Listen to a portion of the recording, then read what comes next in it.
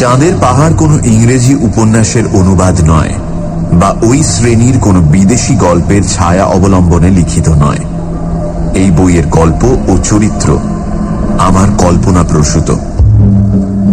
তবে আফ্রিকার বিভিন্ন অঞ্চলের ভৌগোলিক সংস্থান ও প্রাকৃতিক দৃশ্যের বর্ণনাকে প্রকৃত অবস্থার অনুযায়ী করবার জন্য আমি স্যার H.H. জনস্টন, রোসিটা ফোর্বস প্রভৃতি কয়েকজন বিখ্যাত ভ্রমণকারীর গ্রন্থের সাহায্য গ্রহণ করেছি।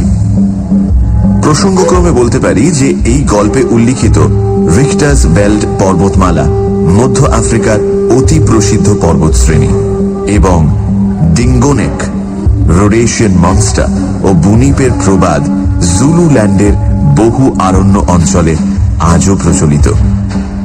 সেন্ট ফ্র্যাঙ্কো সৌরস্তোত্রের অনুবাদটি স্বর্গীয় মোহিনী মোহন চট্টোপাধ্যায় কৃত।